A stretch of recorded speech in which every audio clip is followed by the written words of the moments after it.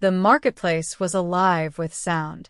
Merchants shouted their wares beneath tattered awnings, children darted between carts with sticky fruit in their hands, and the air shimmered with the heat of twin suns.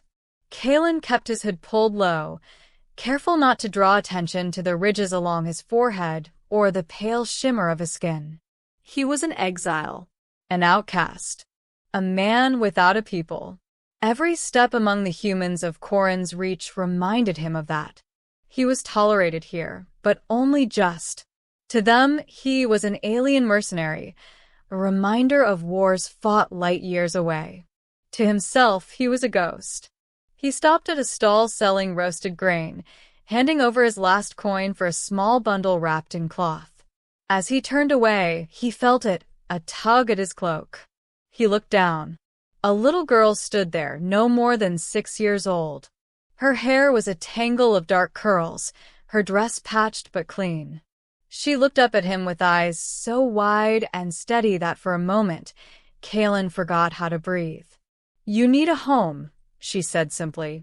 Kalen blinked. "Excuse me?" She tugged his cloak again, bolder now. "You need a home. My father needs a bride. And I need a mom." The roasted grain almost slipped from his fingers. Her father arrived moments later, flustered and apologetic. "Lyra," he scolded, scooping the girl up in his arms. "You can't just say things like that to strangers." His eyes flicked toward Kalen. Recognition flickered there. Not fear, but awareness. Everyone in Corin's reach knew of the quiet alien who kept to himself. "She's harmless," Kalen said, his voice low and even. The man shifted uncomfortably. "Even so, she shouldn't trouble you." "She wasn't troubling me," Kalen said. But Lyra wriggled free of her father's hold and planted herself stubbornly in front of Kalen again. "I wasn't wrong. You don't have a home, do you?" Kalen hesitated. "No, I don't. And my papa doesn't smile anymore," she said with the unshakable certainty only children possess. "So you could marry him, and then you'd both be happy. And I'd have a mom." Kalen stared at her, then at the man, her father, whose face burned crimson. I'm so sorry," the man stammered. "She lost her mother 2 years ago. She doesn't understand." But Kalen did understand, perhaps more than the man realized. Over the next few days, Kalen saw them again. The settlement wasn't large, and Lyra seemed to have a way of finding him whether he wished it or not. She would appear outside the forge where he occasionally worked, or wave from a cart as he passed the square. Once, when he stopped at the well for water, she ran up to him with a flower clenched in her small fist. "It's for you," she said. Kalen took it, uncertain what else to do. "Why?" "Because you look lonely," she answered. Then she added matter-of-factly, "And lonely people need flowers." Her father arrived moments later, clearly mortified. "Lyra, you can't keep bothering him." But Kalen surprised himself. "She's not bothering me." The man hesitated. "You don't have to humor her." "I'm not."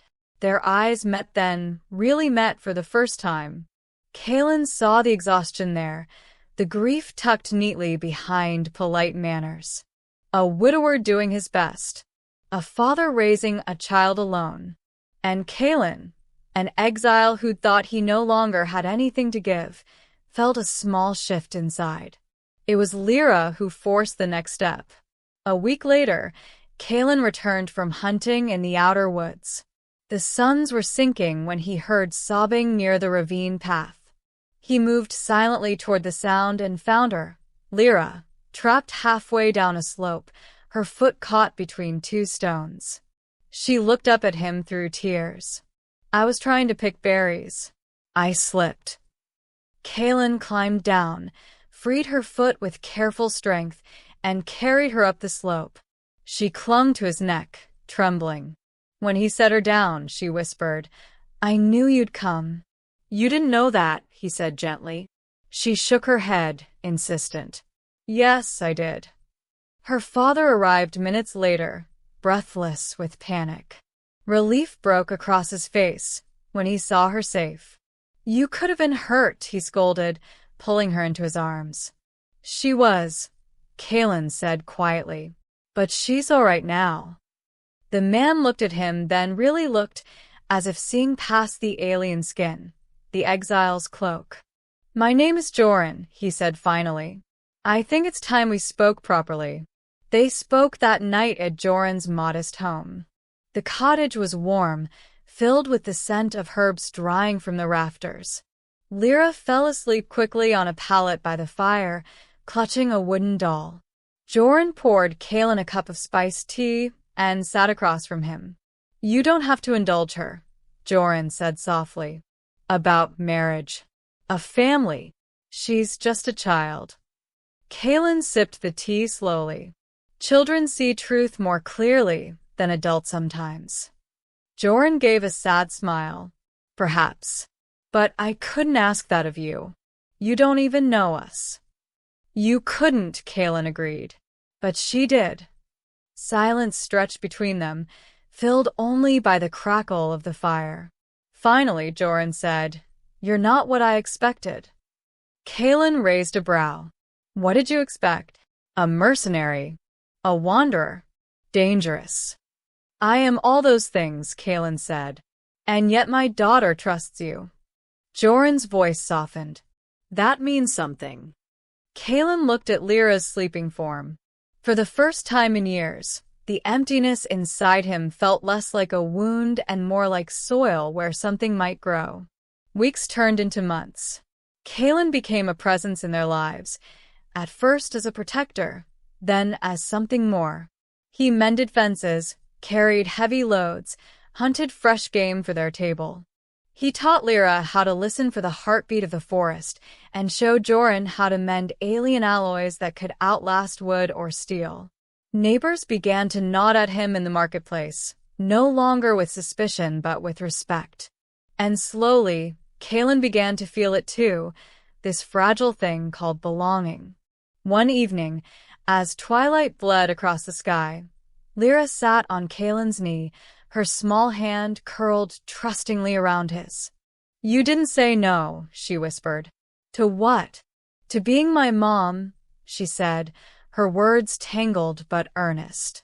"I said you could marry Papa, and you didn't say no." Kaelin's throat tightened. "No," he said softly. "I didn't." Joran, standing nearby, met his gaze. And in that moment, no words were needed. The day came when Kaelin shed the title of exile. Not by decree of his people, who had long forgotten him.